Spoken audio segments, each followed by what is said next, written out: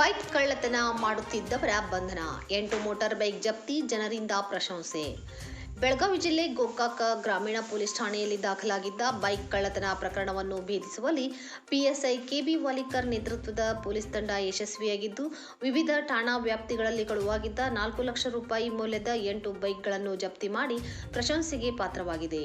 June 6ರಂದು Gokak ಗ್ರಾಮೀಣ ಠಾಣಾ ವ್ಯಾಪ್ತಿಯಲ್ಲಿ ಬಾಳನಾಯಕ್ ಈರಪ್ಪ ನಾಯಕ್ ಅವರ ಹೀರೋ ಹೋಂಡಾ HF ಡಿಲಕ್ಸ್ ಕಳುವಾಗಿದ್ದ ಪ್ರಕರಣ ದಾಖಲಾದ ಬಳಿಕ ತನಿಖೆ ಆರಂಭಿಸಿದ ಪೊಲೀಸರು ಆರೋಪಿಗಳನ್ನು ಬಂಧಿಸಿ ವಿಚಾರಣೆ ನಡೆಸಿದಾಗ ದೊಡ್ಡ ಪ್ರಮಾಣದ ಬೈಕ್ ಕಳ್ಳತನ ಜಾಲ ಬಯಲಾಗಿದೆ.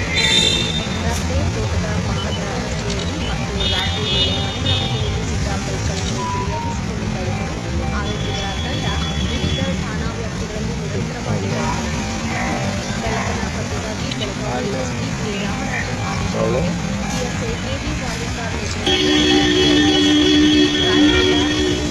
ಗೋಕಾಕ್ ಡಿಎಸ್ಪಿ ರವಿನಾಯಕ್, ಸಿಪಿಐ ಸುರೇಶ್ ಬಾಬು ಮಾರ್ಗದರ್ಶನದಲ್ಲಿ ಜಿಲ್ಲೆಯ ವಿವಿಧ ಪ್ರದೇಶಗಳಲ್ಲಿ ಮಾರಾಟವಾಗಿದ್ದ ವಾಹನಗಳನ್ನು ಪೊಲೀಸರು ಪತ್ತೆ ಹಚ್ಚಿ ವಶಪಡಿಸಿಕೊಂಡಿದ್ದಾರೆ.